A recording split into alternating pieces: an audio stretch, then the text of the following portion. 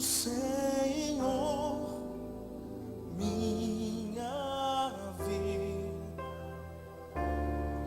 para o seu louvor, meu Deus, meu Senhor, minha vida para o seu louvor.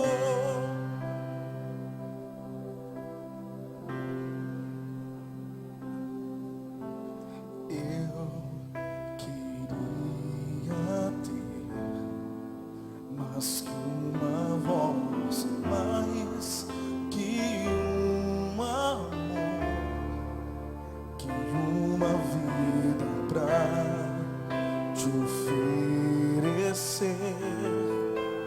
pois tu és muito mais que eu possa crer. Em meu ser, tu és o autor, aquele que pintou com perfeição a vida. Tu és o Senhor, aquele que me amou e és o meu Deus, meu Senhor, minha vida para o seu louvor, meu Deus, meu Senhor, a minha vida para o seu louvor, meu Deus, meu Senhor, a minha vida para o seu louvor. Glória a Deus. Salmo 73. Todos acharam? Amém? A partir do versículo 1. Com efeito, Deus é bom para com Israel e para com os de coração puro e limpo. Quanto a mim, quase se desviaram os meus pés. Pouco faltou para que se desviassem os meus passos. Porque eu invejava os arrogantes ao ver a prosperidade dos ímpios.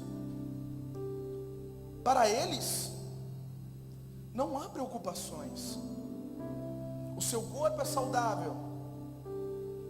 Não partilham das canseiras dos mortais. Não são afligidos como os outros homens. Daí, a soberba que os cinge como um colar, e a violência que os envolve como uma manta.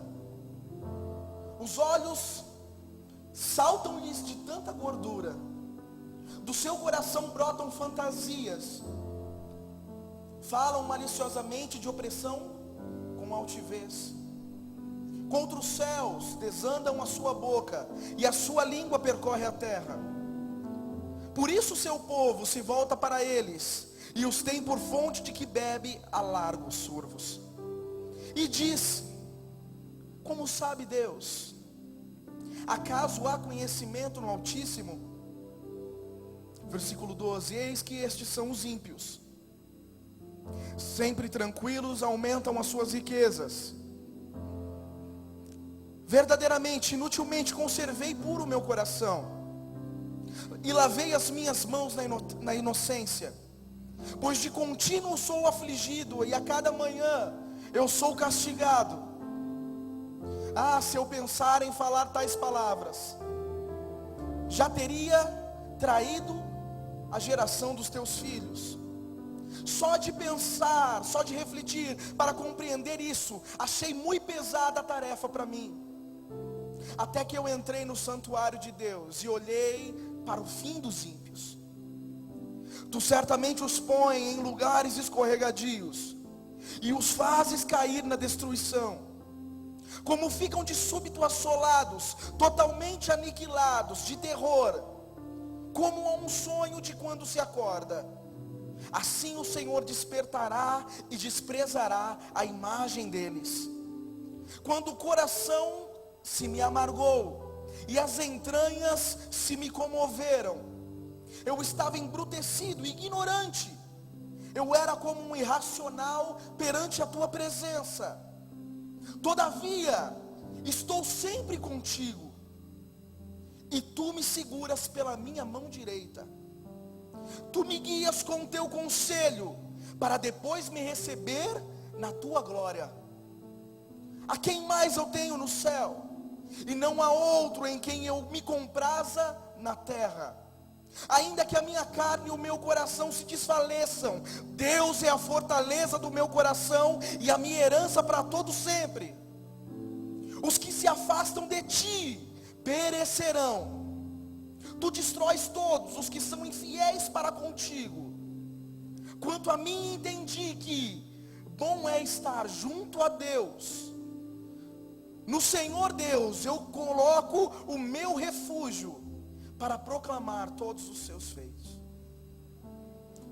Senhor amado, essa é a sua palavra, que nos ensina que ela tem poder para fazer divisão de juntas, medulas e ossos, que ela é apta para discernir intenções e pensamentos, e que quando ela é lançada, Deus, ela não volta vazia. Senhor amado, eu quero te pedir nessa noite, que enquanto nós estivermos compartilhando da tua palavra, que o teu Espírito passeie em nosso meio, curando os enfermos, libertando os cativos, salvando os oprimidos, restaurando, Senhor, a alegria daquele que mais não tem nenhum vigor. E que nós todos possamos sair deste lugar hoje, Pai, renovados, transformados e maravilhados com tudo aquilo que o Senhor tem a fazer nas nossas vidas, para a honra e glória do teu nome, Jesus. É isso que eu te peço e agradeço em nome de Jesus. Pode se assentar, querido, aplaudindo o nome do Senhor o mais forte que você puder, amém? Isso, aplauda mesmo, aplauda bem forte.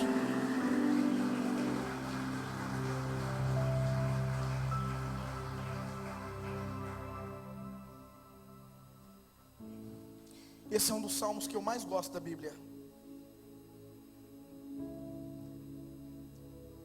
É um salmo que me atrai, é um salmo que me constrange, é um salmo que me ensina no momento onde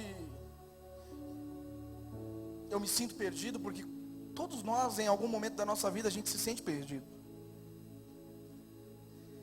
Seja você crente de 5, 10, 15, 20, 50 anos, seja você pastor, seja você apóstolo, seja você aquilo que você quer que você seja, todos nós, existe um momento da nossa vida onde nós nos sentimos perdidos. E esse salmo é um momento onde um servo do Senhor se sentiu perdido.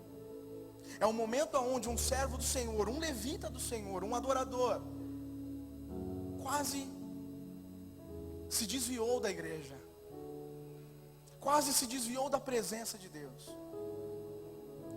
Esse salmo foi escrito por um levita da casa do Senhor, chamado Asaf. Asaf era um jovem que, se você ler o livro de Crônicas, em especial o capítulo 15, 16, você vai ver que ele era um jovem, que ele foi levantado pelo rei Davi, para ser um dos líderes da adoração que acontecia dentro do tabernáculo. Asaf era um cara que, segundo algumas histórias judaicas, ele teve uma atitude junto ao rei Davi que uma multidão inteira não teve. Segundo algumas histórias, Asaf, ao ver Davi dançando de alegria enquanto a arca estava voltando para sua nação, ele pula, ele sai da onde estava a multidão e ele se alegra juntamente com o rei Davi.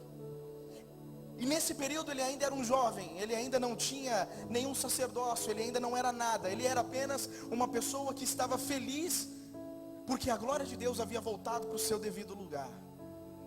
E ao ver que o rei estava dançando sozinho, ele decide dançar junto com o rei. E é nesse momento, aonde Davi libera uma palavra sobre a vida de Asaf, de que ele se transformaria, ele se tornaria um dos principais levitas da casa do Senhor. E assim aconteceu, ele adquiriu maturidade, ele cresceu, foi separado juntamente aos seus irmãos, foi levado ao tabernáculo,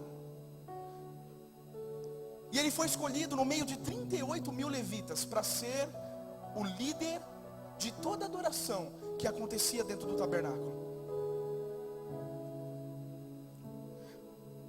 Porque a verdadeira canção, querido, não é aquela que a gente canta aqui em cima do púlpito. As melhores canções e as melhores mensagens que Deus dá para alguém são construídas quando você não tem um título. São construídas quando você, ainda aos olhos dos outros, não é ninguém. E mesmo não sendo ninguém, você sabe quem você é em Deus. Asaf decidiu dançar com o rei, e ele poderia ter dito: eu não vou me aproximar. Quem sou eu para me aproximar da arca, para festejar com o rei? Quem sou eu? Uma criança. Mas aquilo que ele fez já estava forjando quem ele iria ser. E juntamente com esses 38 mil levitas, junto com os sacerdotes, junto com toda aquela equipe que Davi havia constituído para trabalhar 24 horas por dia no tabernáculo, todos eles tinham um sonho em comum, todos eles tinham um desejo em comum: sair do tabernáculo e ir para o templo que Davi estava arquitetando. Davi, ele tinha um sonho, e era tirar a arca de Deus de tendas e levar ela a um lugar onde ela ficaria ali. E segundo a história, Davi recebeu de Deus tudo aquilo que ele deveria fazer, tudo aquilo que ele deveria juntar, tudo aquilo que ele deveria colher. E o sonho de Davi, juntamente com esses sacerdotes, era sair das tendas, era sair dos que a gente pode chamar hoje dos barracões, e ir para o lugar onde teria mármore, ouro, pedras preciosas. O sonho de Davi era colocar a arca, que simbolizava a glória de Deus, em um lugar onde ela pudesse estar em segurança. Só que Davi foi um homem que foi gerado na batalha. Embora um homem segundo o coração de Deus, nós sabemos que era um homem com um caráter que não era um caráter 100% moldado. Todos conhecem a história de Batseba, todos conhecem a história de Urias. Todos sabem que Davi era um rei que ia para as batalhas, que lutava juntamente com os soldados, e devido ao sangue que estava nas suas mãos, ele foi impedido de levantar o templo para Deus. Ele foi impedido de continuar na sua geração aquilo que era o sonho dele. Deus permitiu com que ele continuasse planejando, com que ele continuasse ajuntando, mas a geração futura era a que seria levantada para construir o templo. Só que imagina você, uma geração inteira que já tinha sonhos formados, já tinha projetos de vida, já sabia o que queria para si, e Deus olha para você e diz: sabe tudo aquilo que você sonhou? Sabe tudo aquilo que você planejou? Sabe tudo aquilo que você tem planejado para a sua vida? Joga tudo fora. Não vai acontecer por você. Não vai vir das tuas mãos aquilo que você sonhou. Eu pergunto para você, como você se sentiria? Todos nós que estamos aqui, eu costumo dizer isso constantemente, porque é uma verdade. A grande maioria dos que entram na igreja não entram por causa de Deus. Talvez seja por isso que Eclesiastes capítulo 7 diga que melhor é o fim das coisas do que o começo delas, porque ele sabe que no começo a gente entra uma porcaria. Tem gente que entra por dívida. Tem gente que entra por enfermidade. Tem gente que entra por um relacionamento. Dificilmente aquilo que nos atrai em primeiro momento para a igreja é Deus. E eu até me atrevo a dizer que se você não tivesse problema nenhum, se tudo aquilo que você quisesse, você estivesse vivendo hoje, você não estaria aqui. Sabe por que eu digo isso para você? Porque eu sei que eu não estaria aqui. Se você ler o Novo, principalmente o Velho Testamento, mas você vai ver isso no Novo também. Você vai ver que todos aqueles a quem Deus separava, a prova nunca estava longe deles. Deus podia livrar a pessoa na fornalha, mas nunca da fornalha. Deus podia livrar a pessoa na cova dos leões, mas nunca da cova dos leões. Deus podia livrar a pessoa na cruz, mas não da cruz. A prova sempre esteve, está e estará lado a lado com aquele que quer ser filho de Deus. Porque é a prova que te aproxima de Deus. Sabe o que faz uma mãe amar o filho, o fruto do ventre? A dor.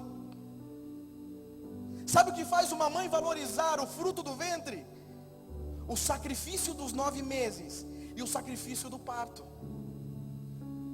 Tanto que quando tem aqueles pais meio chato que quer mandar mais que a mãe, ela fala: não foi você que segurou 9 meses na barriga. Ela fala: não foi você que estava ali no parto. Não foi você que sentiu a dor. A mãe, você pode perceber que a mãe, ela já se sente por si só com um direito a mais do que o pai. Ela já se sente, porque ela tem a consciência de que aquilo que foi gerado em meio a um sacrifício. Não foi fácil ter o filho. Ele não veio pela cegonha. Doeu. Foi sacrificante. Foi doloroso. Por isso que quando ela olha para aquela criança, ela fala, a palavra até diz que ela esquece de toda aquela dor que ela teve no parto. Você pode ver que a grande maioria das mães, elas têm medo do parto.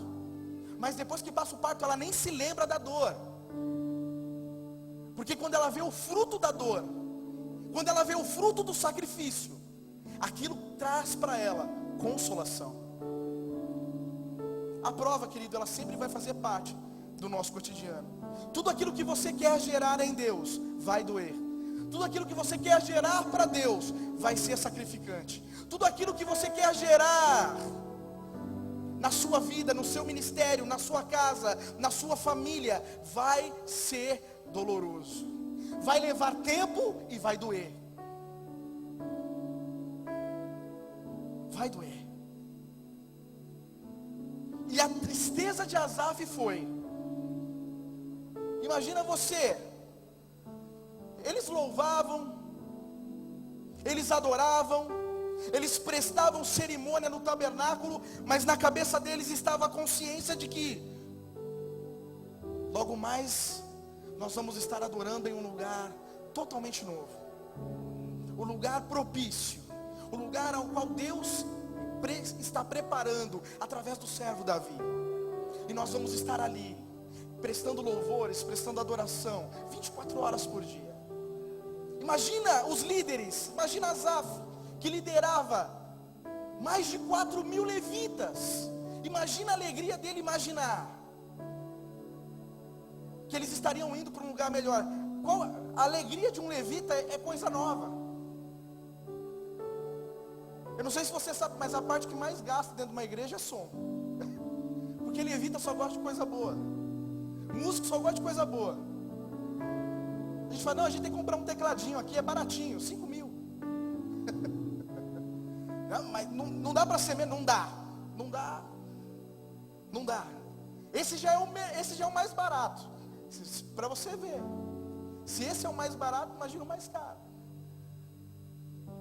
Imagina o coração de Asaf como estava. E aí ele recebe a notícia pelo rei Davi. Eles já tinham uma certa idade. Não eram mais jovens, não eram mais adolescentes. eram homens que haviam abrido mão das suas vidas para louvar a Deus, para adorar a Deus, para prestar serviços a Deus. E Davi então olha e diz para eles: o nosso sonho vai ter que ser interrompido, o nosso sonho vai ter que ser cessado. Aquilo doeu para Davi, cara, mas doía muito mais para os sacerdotes e para os levitas. Davi tinha uma porrada de esposa, Davi era rei. Quando não estava pensando nas coisas de Deus, era um cara que era propício a cair, era propício a pecar. Mas imagina você, um cara que abriu mão de tudo, abriu mão de toda a sua vida, simplesmente para que a glória de Deus estivesse estabelecida. Davi poderia estar sacrificando, mas os sacerdotes e os levitas sacrificavam muito mais, porque nem herança eles tinham direito. A tribo de Levi não tinha direito à herança, ela dependeria única e exclusivamente de ofertas, dependeria única e exclusivamente da boa vontade de Deus. Eles não poderiam juntar nada da terra, eles não poderiam querer nada da terra. Então a única coisa que eles almejavam eram coisas celestiais. E eles então recebem a notícia vinda direto de Deus, de que aquela graduação que eles tanto esperavam, provavelmente viria para a próxima geração deles, para eles não. E o Salmo 73 é um salmo que é baseado nesse momento. É um salmo que é escrito nesse momento. No momento onde Asaf ele se entristece, ao receber a notícia de que o templo não seria mais construído pelo rei Davi. E ele então começa a analisar, ele começa a ver a responsabilidade de tudo aquilo que ele havia feito. E ele começa a olhar e a falar assim: verdadeiramente bom é Deus. Bom é Deus. Mas bom é Deus para com Israel e para com os de coração limpo. Ele se separa dessas pessoas. Ele estava dizendo naquele exato momento que ele não se considerava mais uma pessoa com um coração limpo, ele estava contaminado. Você vê que ele não se coloca, bom é Deus para conosco. Não, ele diz: eu sei que Deus é bom, mas Deus é bom para com Israel e para com os limpos de coração.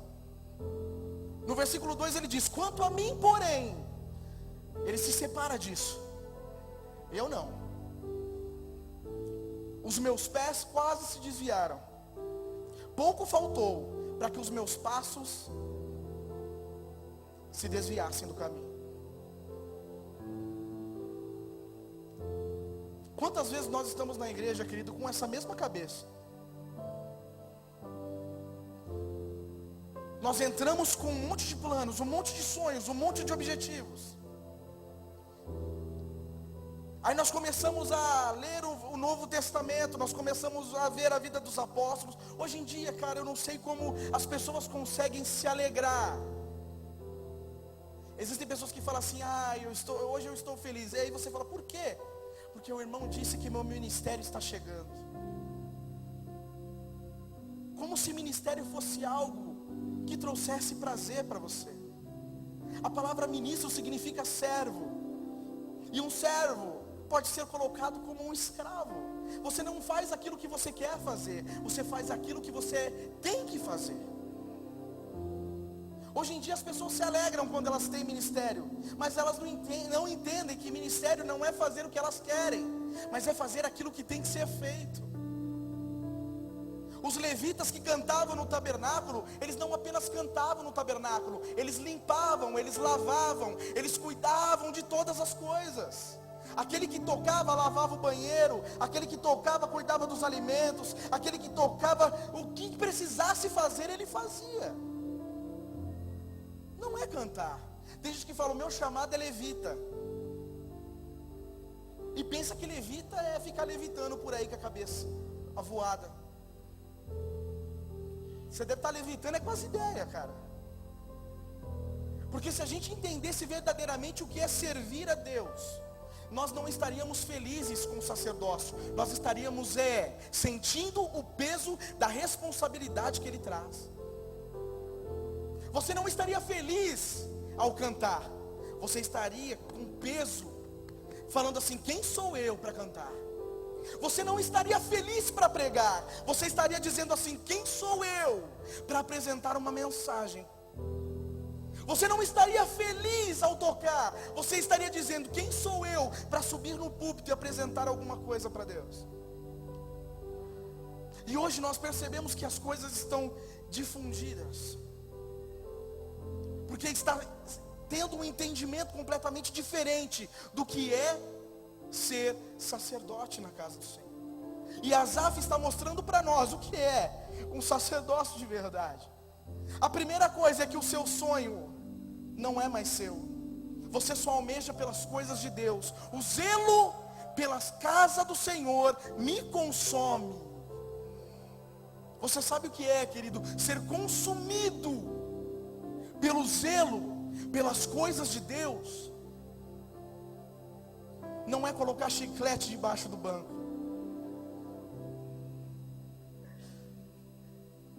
Não é ir no banheiro e deixar a torneira ligada. Não é cantar e desprezar o diácono. Não é pregar e desprezar aquele que está servindo. É ser consumido pelo zelo, aonde se precisar pregar eu prego, se precisar limpar eu limpo, se precisar lavar eu lavo, se precisar cozinhar eu cozinho. Aonde eu servir, aonde eu prestar, eu vou e sirvo. Isso é ser consumido pelo zelo da casa do Senhor. E quando você é consumido, isso te causa incômodo. Eu coloquei um título para essa mensagem. Eu não gosto muito de colocar título não, mas eu coloquei um título para essa mensagem.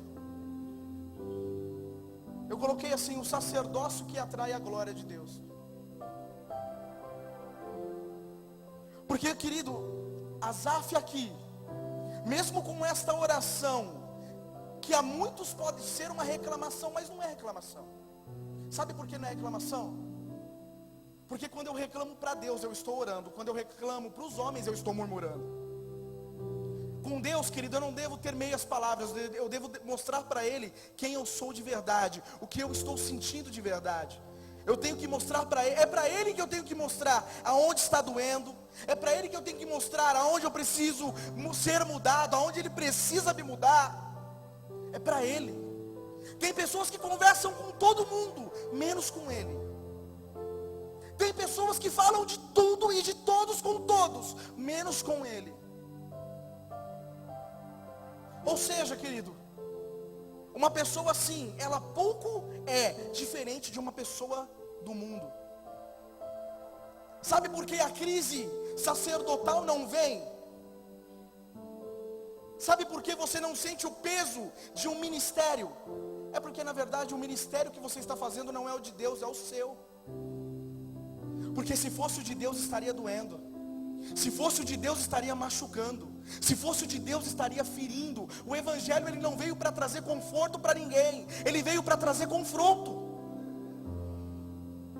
Tanto que Asaf ele vai concluindo dizendo: os meus pés quase se desviaram, porque eu invejava os arrogantes ao ver a prosperidade dos ímpios.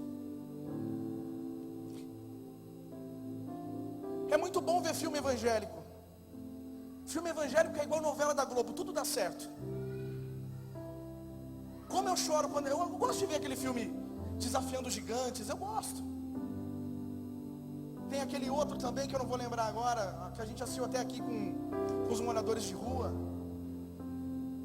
Deus não está morto. Aonde você vai vendo que as coisas vão cooperando com os cristãos. E no final das contas tudo dá certo, parece novela da Globo. Você apanha a novela inteira, mas no último capítulo é só vitória. É só sabor de mel.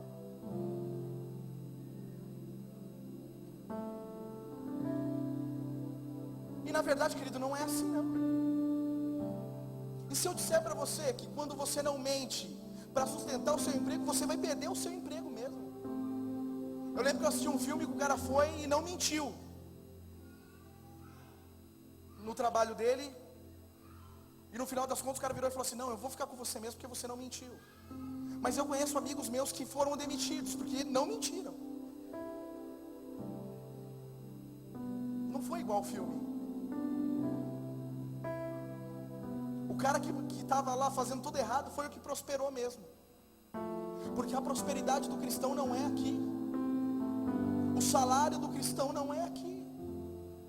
A paga que nós temos que esperar não é aqui. Não espere que a sua vida seja uma novela, onde você está esperando o último capítulo para que tudo dê certo. Esteja pronto para o dia mau. Esteja pronto para o não. Esteja pronto para ouvir, não vai dar certo. Esteja pronto para ouvir, não vai funcionar. Esteja pronto para ouvir, vai dar errado. Creia que Deus pode fazer todas as coisas, porque a palavra realmente nos ensina que Ele tem poder para fazer infinitamente mais daquilo que pedimos ou pensamos. Mas a palavra também nos ensina que todas as coisas cooperam para o bem daqueles que amam a Deus. Todas as coisas, não só as boas, as ruins também. Eu não aprendo com as coisas boas, eu aprendo com as ruins. Salomão também diz em Eclesiastes: melhor é o dia do luto do que o dia da festa. Porque é no luto que eu aprendo o que é a vida. Eu imagino quando Salomão decidiu falar sobre isso. Um cara que tinha 1000 mulheres à sua disposição, 300 esposas, 700 concubinas, tinha dinheiro a rodo, tinha saúde. Eclesiastes, quando ele escreve, ele já era um idoso. Ele não era mais um jovem. Ele não era mais um homem viril.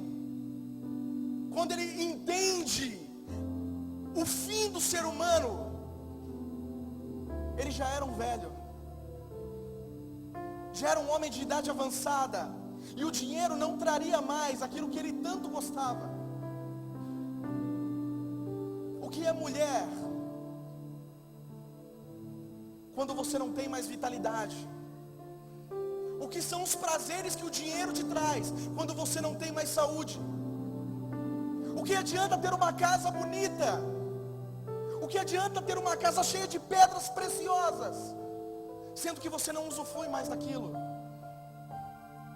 Quando Salomão escreve Eclesiastes, ele já era um mancebo, um idoso. O dinheiro era o mesmo, mas a idade não era a mesma.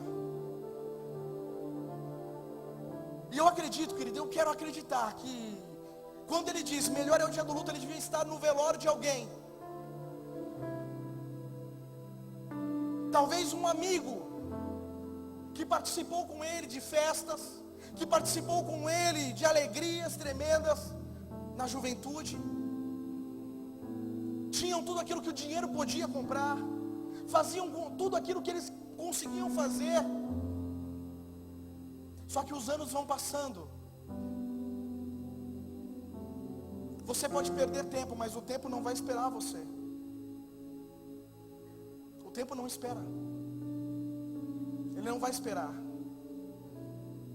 Uma hora, querido, que você deixou de fazer algo que preste, é uma hora perdida, porque ela não volta. E a palavra do Senhor nos ensina que nós não temos poder para acrescentar nem um fio de cabelo na nossa cabeça. Nós não temos poder para acrescentar um côvado à nossa estatura. Por isso que eu sou desse tamanho. Se eu pudesse acrescentar um pouquinho mais de altura, eu acrescentava. Nós não temos esse poder. Nós estamos aqui agora, não sabemos se vamos estar aqui daqui a 5 minutos. Nenhum de nós tem esse poder. Nenhum de nós que está aqui agora pode dizer assim: daqui a 10 minutos eu estou vivo. Nem daqui a 5, nem daqui a 1. Nós não temos esse poder. E quando Salomão diz melhor é o dia do luto, eu acredito que ele estava vivenciando um velório de um amigo que viveu com ele tudo aquilo que tinha que viver na juventude, mas foi envelhecendo junto com ele, definhando junto com ele. Aí as mulheres bonitas não atraíam mais. Para que comprar mais terrenos? Para que comprar mais casas? Para que adquirir mais riquezas? a minha vida está acabando. E aí essa pessoa morre. E ele vê o que é o ser humano. Olhando para o amigo dele dentro do túmulo, sendo apenas uma história do que ele foi um dia. Que tipo de história você está deixando, querido, para a sua lápide? Que tipo de mensagem você está deixando para o mundo?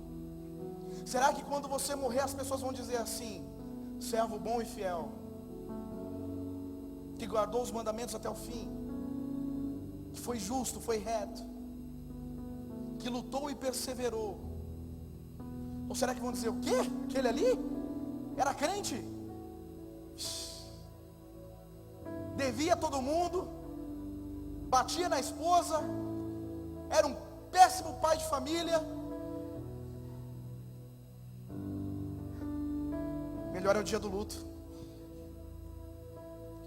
E se Asaf olhou para os ímpios, é porque ele ainda era reto. E ele viu que a vida dele em nada se assemelhava com a dos ímpios.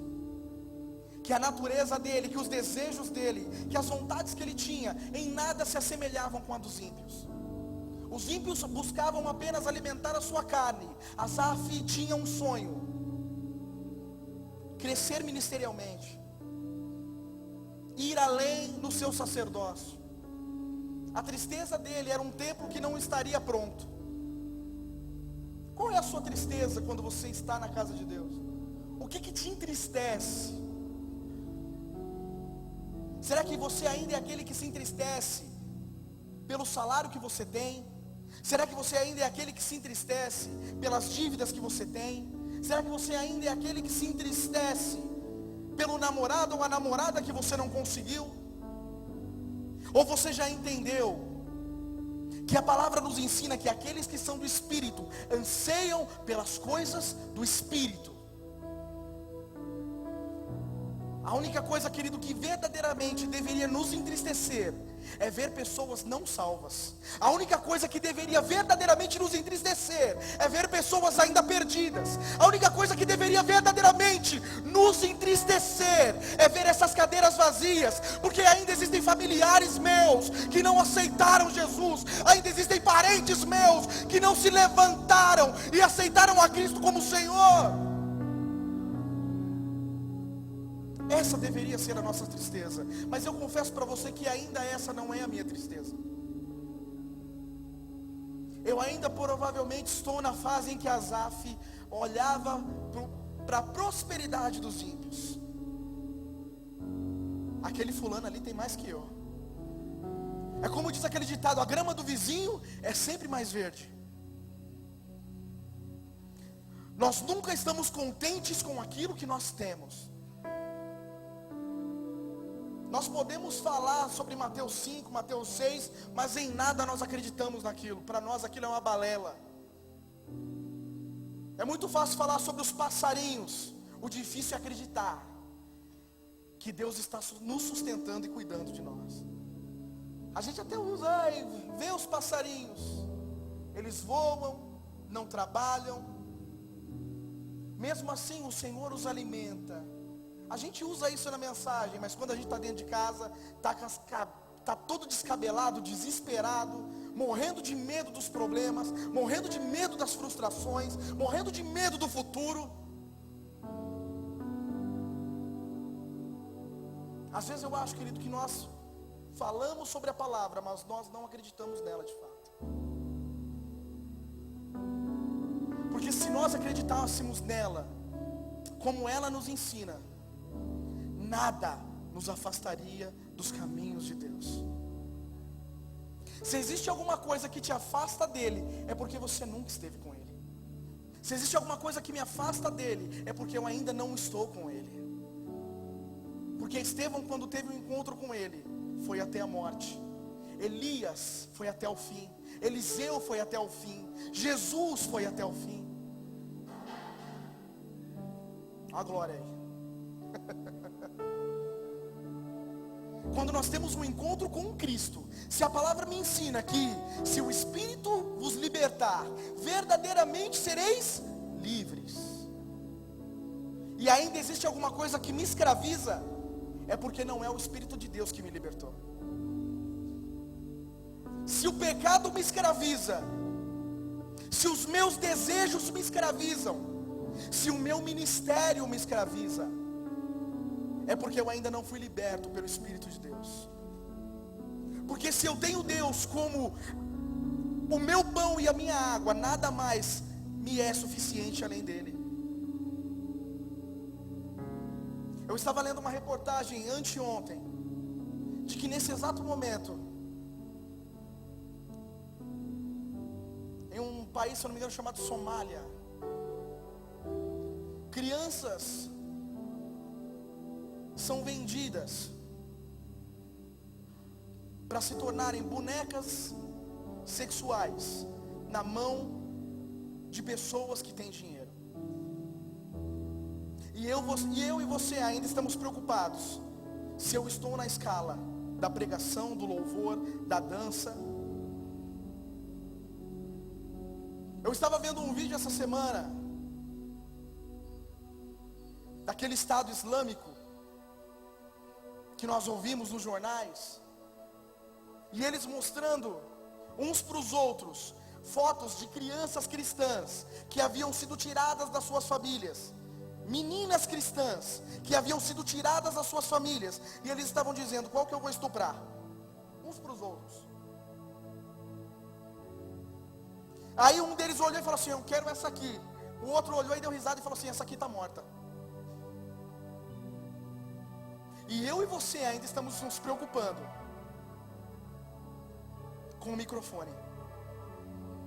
E eu e você ainda estamos nos preocupando em ser vistos e não servir.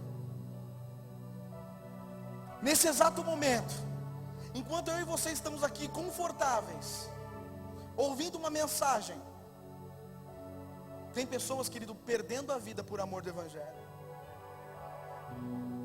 Só que desde que não seja na minha casa, desde que não seja com os meus, desde que não seja à minha vista, eu não me importo, eu não olho, eu não enxergo. É melhor ter inveja, é melhor estar triste por um templo que não está pronto, é melhor estar triste por sonhos que não se completaram, é melhor estar triste porque o casamento não aconteceu, é melhor estar triste porque o cargo que eu esperava não veio, é melhor estar triste porque o óleo que eu esperava não foi derramado na minha cabeça. Isso não é evangelho. Isso não é evangelho. Asaf estava sendo levado por Deus a entender que existia algo muito mais importante do que um templo feito de mármore, feito de ouro, feito de pedras preciosas. Porque ele começa então a descrever para Deus tudo aquilo que ele enxerga do ímpio.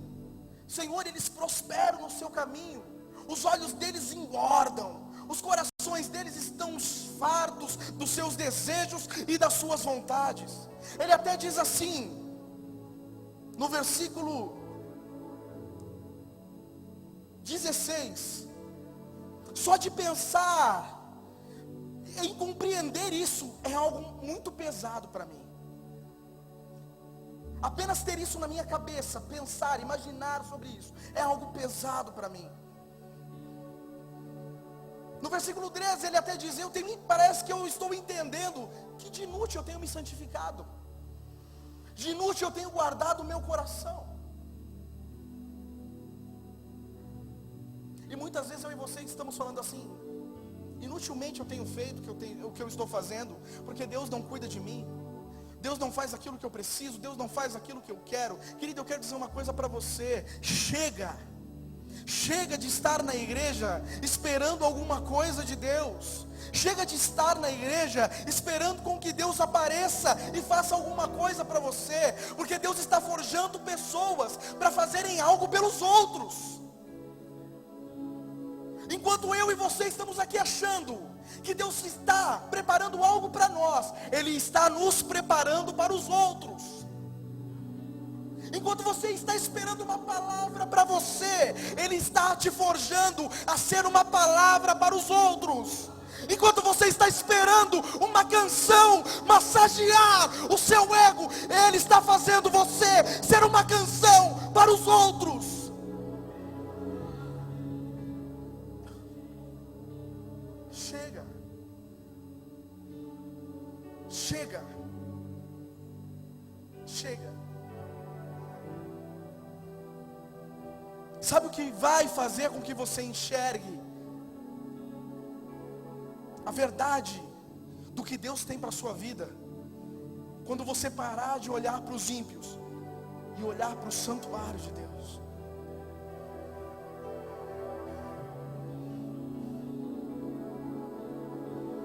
Está na hora, queridos, de nós olharmos para dentro de nós mesmos.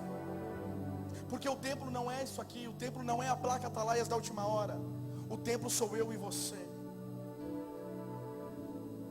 Asaf, ele diz: quando eu tentava entender isso, algo pesado para mim, você me fez olhar novamente para o santuário.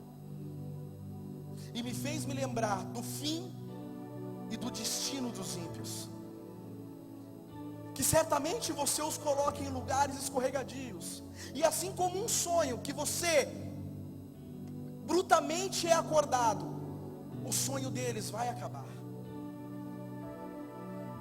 Mas a única coisa que tem que fortalecer você é olhar para dentro de si mesmo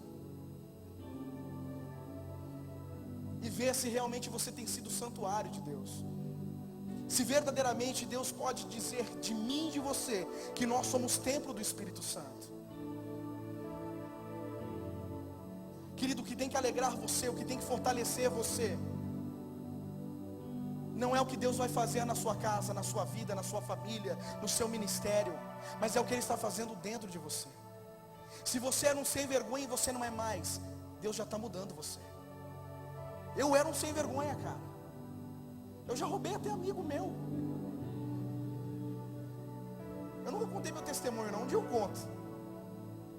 Mas eu era o tipo de pessoa, cara, que nem quem andava comigo podia confiar. Nem quem andava comigo, eu só não tinha tamanho. Mas falta de vergonha na cara eu tinha bastante.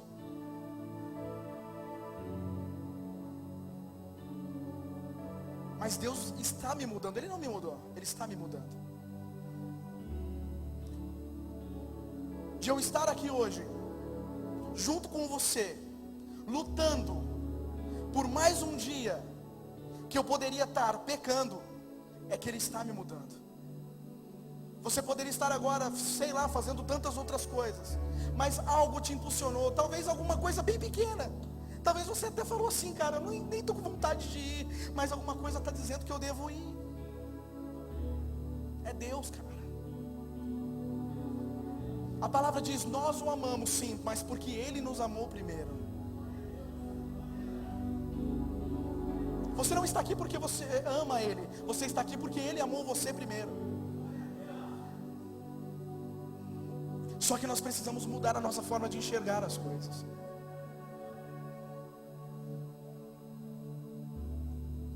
O ministério tem que começar a doer, tem que começar a ser pesado. Porque se ele está confortável, querido, ele não é ministério. Você pode pensar em desistir, você só não pode desistir. Ronan, você já pensou em desistir? Pensei ontem, pensei hoje, vou pensar amanhã. A gente fica em uma luta com a carne e com o espírito. E aí, o que eu faço? Continuo, desisto, paro, prossigo? Às vezes a vontade é de abandonar tudo. E isso, querido, é natural. Porque nós somos humanos. Uma coisa que o Luiz Hermínio diz, e é verdade: nós podemos ser homens, o que nós não podemos querer é ser Deus diante dos homens. Eu não posso fazer com que você olhe para mim e enxergue em mim alguma coisa que você vire e fale assim, esse cara é o cara. Não. Eu e você somos pessoas doentes. E aqui é o hospital. Eu e você somos pessoas enfermas, e o único médico é Jesus Cristo. O único que pode sarar você é Jesus. O único que pode tratar as suas feridas é Jesus. Às vezes a gente até brinca de ser médico, olha mais o problema dos outros do que o nosso. Aquele irmão ali, os crentes espírita, meu santo não vai com a daquele irmão ali. Aquele irmão ali, ó, não bateu. Aquela irmã ali, ó, entojada, metida, chegou toda cheia de querendo ser na igreja. Às vezes a gente quer ser médico, aí Deus vai e dá uma cutucada na nossa ferida, deixa doer bastante, deixa até dar uma sangradinha. Aí a gente fala, putz, cara, a minha ferida ainda está muito infeccionada. Eu preciso de tratamento. Eu não preciso tratar ninguém. Eu quero que você se coloque de pé nesse momento.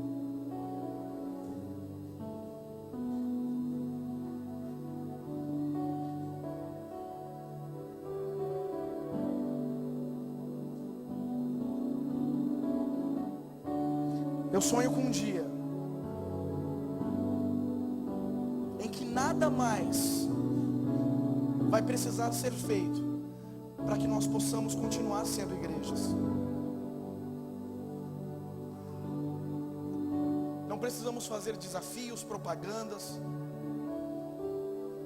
divulgações, porque nós vamos adorar em espírito e em verdade. A mulher samaritana olhou para Jesus e falou, nós temos aprendido que é no Monte Gerizim que se deve adorar, e os judeus não. Jesus olha para ela e diz assim, vocês adoram o que não conhecem, nós adoramos o que conhecemos, porque está escrito que a salvação vem dos judeus. Mas vem um dia, e na verdade já chegou esse dia, que nem no Monte Gerizim e nem em qualquer outro lugar adorareis, mas os verdadeiros adoradores adorarão ao Pai em espírito e em verdade. Eu não vou precisar vir para a igreja para ser santo. Eu vou estar na minha casa santo. Eu não vou precisar estar em um ministério para ser santo. Eu vou ser santo ainda que ninguém me chame para nada. Eu não vou precisar de um óleo na minha cabeça para ser santo, porque eu vou ser santo independente de qualquer óleo, porque é Deus que me unge.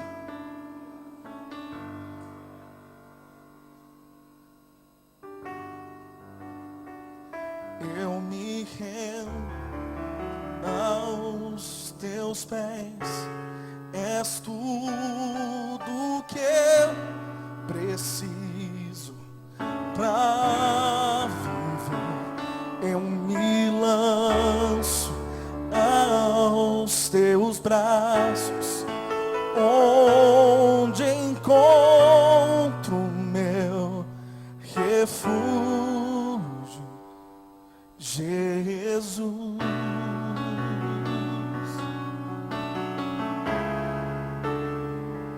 Eis-me aqui,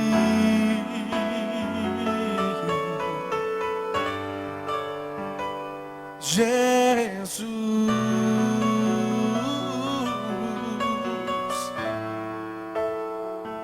Eis-me aqui,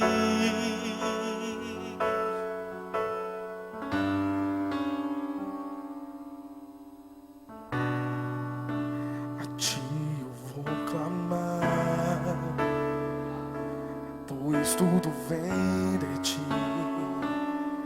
e tudo está em ti. Heavenly Father, we love your precious name. It stands to reason that a name is just a word. It can be easily forgotten as soon as it is heard.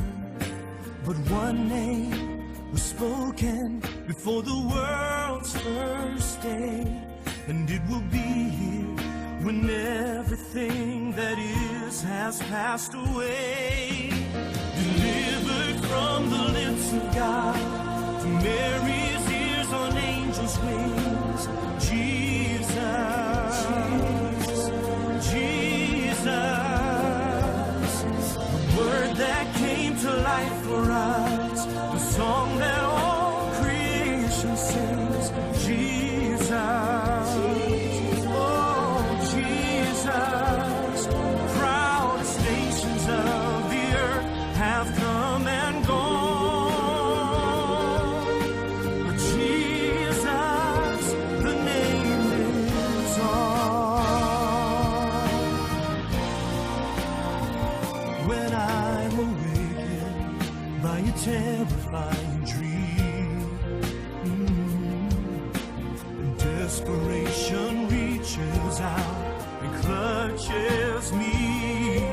When I'm so afraid that I don't even know how to pray, I simply speak it and I feel it, and it chases fear